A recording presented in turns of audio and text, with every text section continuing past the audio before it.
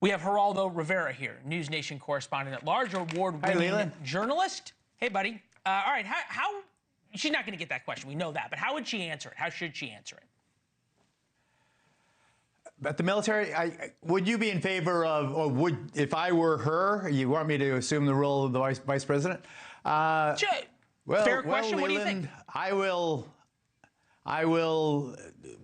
restore the elan. I would restore the appeal of the military by focusing on the heroic deeds of our men and women overseas. The problem is with the reason there is, I don't want to lose the role, but the reason there is the shortage in the military is we've had a very, very bad couple of decades between Afghanistan and Iraq. So you've got to get the image of the Kabul disaster, the tragedy, out of the mind when they think of joining the military, and get a little more of the the historical appeal of heroes and changing history and defending the republic. So, no she's surprise. Got to really couch the military in more glamorous tones. Well, she certainly hasn't, right? I mean, there's another side to this. And people sign up to the military. You sign up to go to war if you have to.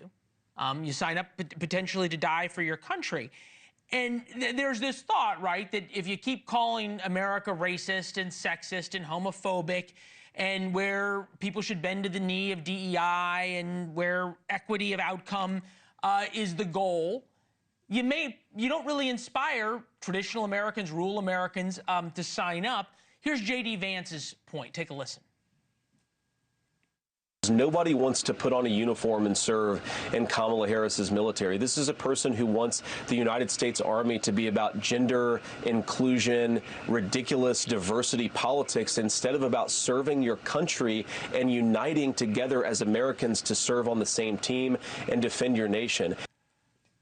He's got a point, and we've had, I think, drag queens that the Navy brought in, and they've been in drag shows on military bases. How do you have a commander-in-chief who doesn't think America is exceptional?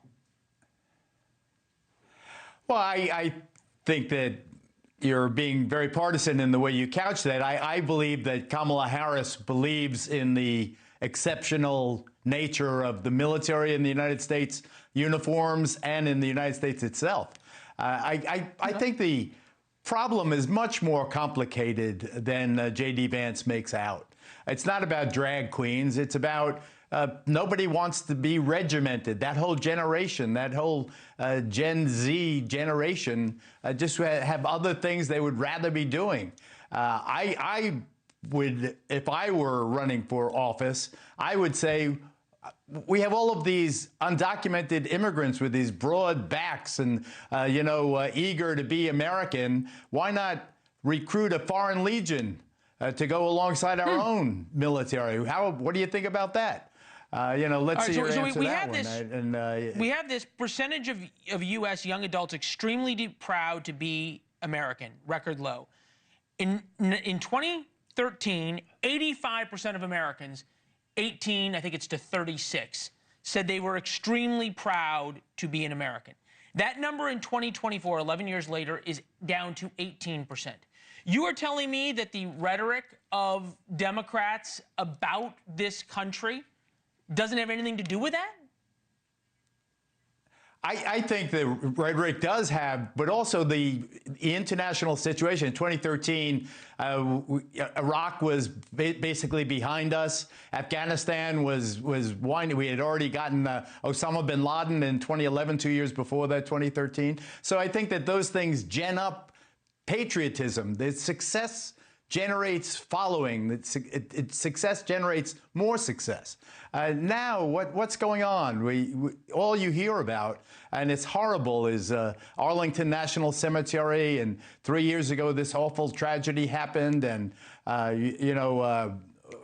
it's about Ukraine. It's about Gaza. It's about other people's young people dying for their countries. It's not about ours anymore. Thanks for watching. Go to joinnn.com to find NewsNation on your television provider.